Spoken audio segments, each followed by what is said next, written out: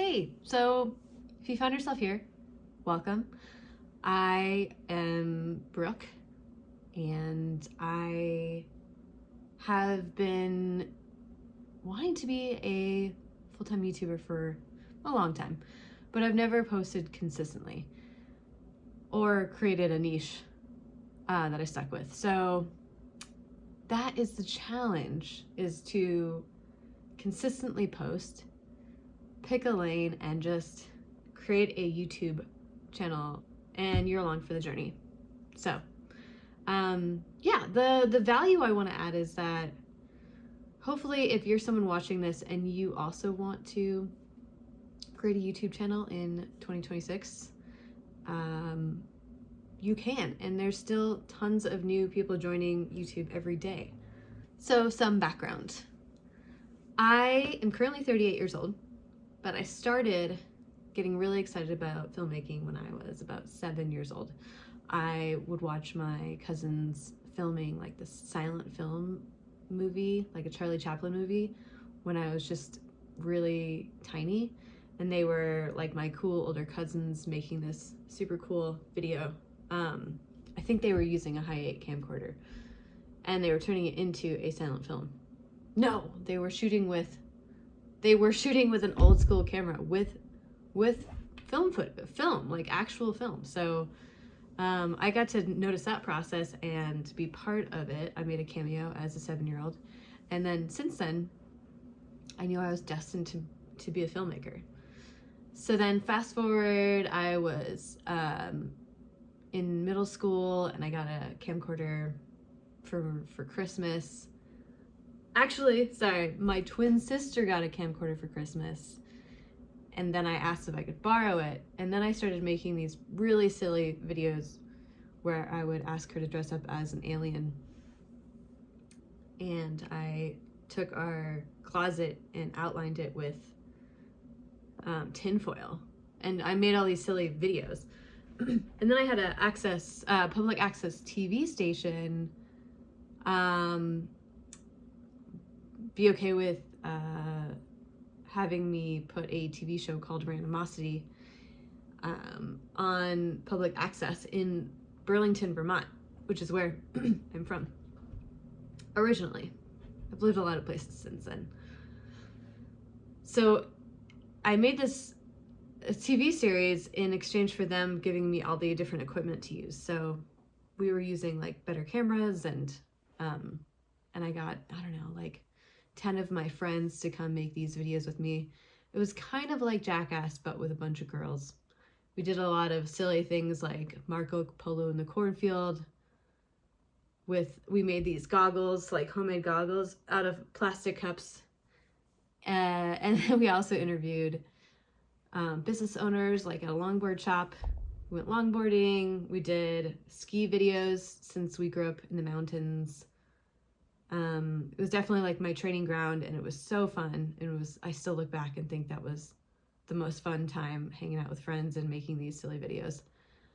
And then fast forward, I convinced my parents that I wanted to live in Hollywood and work in film production. So I moved to California, Newport Beach, California, to live with my grandparents when I was 16. And then I called like 50 different production companies in Los Angeles until someone picked up, and I said, hey, I'd love to work for you on your production. I'll even work for free. And finally one said yes, and it was American Film Institute. And so they gave me a shot, and I was a production assistant on The Wind Fisherman. And that was probably what year, 2005. And then sorry, I'm actually sick. So I'm making this video even though I'm not feeling great, but here we are.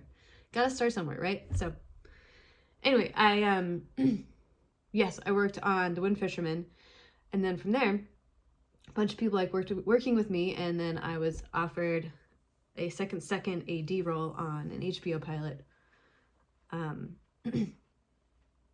that the AD walked off, and then I was assistant director, which was crazy because I was only like 17 years old, I think. And from there, in LA and also in Chicago and New York, I worked for different productions as a freelance production assistant mainly, but I've worked in set department, in the set decor department, art department. I've worked in on second unit for stunt cars. That was pretty cool.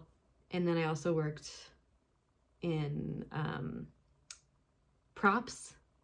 There's one time I was asked to get, I was working on a zombie film and I was asked to get more brains. So I went to Chinatown and found all these cow brains to be zombie brains. So that was pretty wild.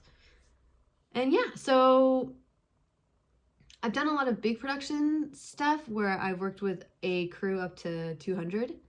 And then I've also worked on small indie commercials where it was a smaller crew, like 10 people or something like that. So again, fast forward, and my dad said, you know, being a filmmaker, being a film director, it's a pipe dream. You should probably have a backup career move. And I'm like, all right, I guess, yeah, Dad, you're right. I should probably have a backup move. So I decided to go to school for web design and interactive media at the Illinois Institute of Art in Chicago. And there I minored in film, and I was the president of the film club. And we made a whole bunch of silly videos, and then also like little commercials for flash mobs that we were doing. This was in 2009. And I started to really acquire the skill of marketing and web design and, you know, website building, which was, to this day, has served me very well and has given me a lot of jobs based in those skill sets, which has been good. And then when I graduated, fast forward, I lived in Chicago and then I lived in New York, still working in film production, and then I moved to LA. And then there I was part of a temp agency, and then I get a call up from a temp agency and they say, are you good with celebrities? Do you want to, you know, this job pays pretty well. I think it wasn't that much, but for an office manager job, it was like $17 an hour, which doesn't sound like very much right now. And they said the job will feed you breakfast, lunch, and dinner, but we can't tell you who it is. You just gotta show up. So I showed up, and it was a Google office. It was actually a YouTube Google office. So the main people making big choices, big decisions for YouTube and like the future of YouTube was at this 30-person office in Beverly Hills, and it was specifically related to them meeting with people in the entertainment industry. And so I thought, wow, this is so cool. I'm working at Google temporarily. It was only supposed to be for 2 weeks, but they liked me so much that they just kept me on for like, I think it was like 8 or 9 months.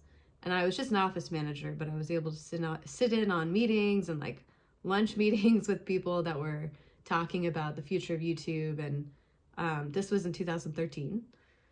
And I just became totally fascinated with YouTube. And so I started making adventure videos on the side, definitely not consistently and not with any sort of strategy, but just because I love making videos. And so my friend Whitney and I would go to places like the Grand Canyon, we'd go on bike adventures, we'd go hiking, and we would document these little adventures and post them on YouTube. And then while I was working at the YouTube office, I was able to meet YouTube influencers, like Hannah Hart, who was My Drunk Kitchen, and Jenna Marbles, and I got this pretty cool creator book here that I got while I was working at that office. And then my temp agency ended. I didn't want to be an office manager anymore, so then I, since I had met people from various YouTube networks, I decided that I wanted to work at Maker Studios. So I interviewed, and because I had worked at YouTube, I think that helped. They gave me a job as a channel manager at Maker Studios, and it was so new. People mostly didn't know that people could make a living on YouTube. So I learned everything during that time in terms of how to grow revenue through a YouTube channel. I specifically worked with international music channels, and I was able to learn about, I think it's called RPM, revenue per million, milli, which is Latin. Yeah, just how revenue works, but also all the different tips and tricks that someone would want or need to grow a channel. And it was going well. And then another YouTube network called Dance On decided to hire me and offer me twice as much salary, in which I agreed. And I loved dancers, so it was like different backup dancers that you'd see for people like Beyonce. All these dancers have followings and YouTube channels based on their popularity. So I was able to switch to Dance On. I was the director of the network. I was still early 20s, so they were really giving me a good chance. And they, I got to watch dance videos every day and figure out how to partner dancers and dance YouTube influencers with brand deals. But I never was a YouTuber. I just was working with a lot of YouTube influencers and, getting to see them grow and giving them little tips and tricks that I did see a lot of growth, whether it was music channels or dance channels. It was pretty cool to see everything kind of taking off and, little tips that were helping people grow. So this was all going pretty well. And then I discovered Burning Man. I went to Burning Man. And during my first year at Burning Man, I remember thinking, corporate life is great, but I'm excited to do my own thing. I just want to run my own business. And so I quit my job and I started my own small video marketing firm. It was just me to start. So I was a freelancer and I was doing everything. It wasn't just video marketing, actually. It was like website stuff, social media, video needs for small businesses. So I, waitressing and also working at a ski resort, I was starting to starting to acquire different clients that wanted to work with me. So I was worked at a solar company, started doing part-time contract work for them, doing marketing, and then I also worked for my cousins, the Benegas brothers, who have a show on ESPN Adventure. So I started doing their social media, and then it started growing to the point of it actually being a full-time thing. I probably scaled up to full-time freelancer within about 6 months. And then I also used Upwork.com to get those leads. And then I had so much work that I couldn't do it all. So I built a team and I started bringing on friends. Some of them didn't work out. But ones, and then later I learned, hire people that really have a good skill set to start. And after, I want to say 7 years of constantly growing and getting new clients, being a contractor, and then bringing on new people, I had about 12 subcontractors by the end. And we were doing a lot of work with small businesses, but we were also working with influencers to help them grow their channel. And we did everything from video production to social media, marketing, sales. We were kind of like a marketing agency, but we never had an office. So, and I got to work with people and friends from Germany and Denmark, and it was a very empowering time. And a lot of time, I've learned so much and knew how to rate my services, how to value myself, which if I could go back, I would have hopefully valued things quicker, because many of those years kind of scraping by at times, so anyways, gosh, this is a background on me. So now in the last 5 years I've worked at corporate companies because I decided I wanted to be salary again, but I was mostly being a marketing manager or in sales enablement.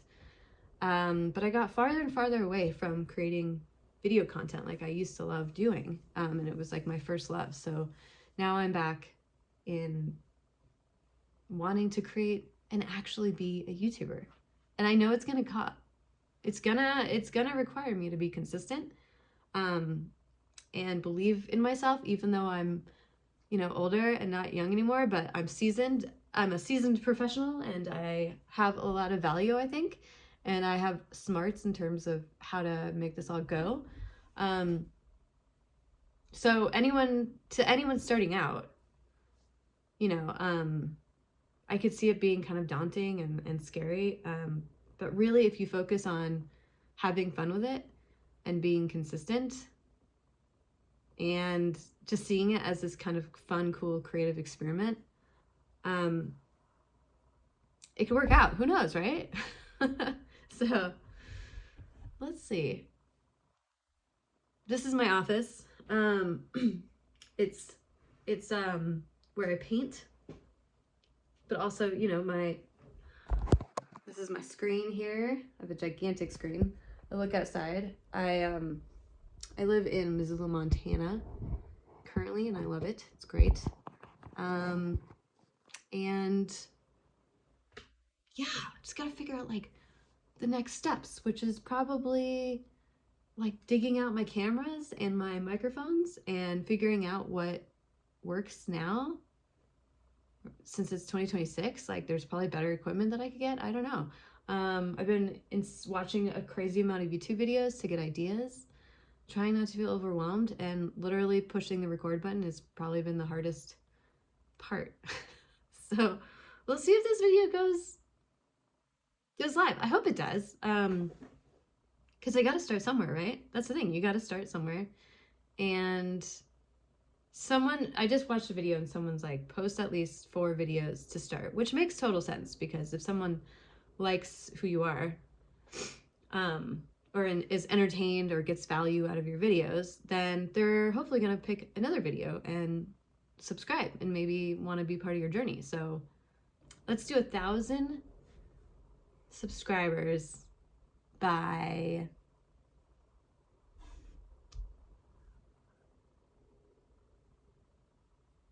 July. 1,000 subscribers by July 31st. Okay. It's official. I'm going to put it right here. And so subscribe. If you're watching this and you want to help me out, subscribe to this. Thank you so much. I really appreciate it. We'll just see where this goes. Thanks for tuning in.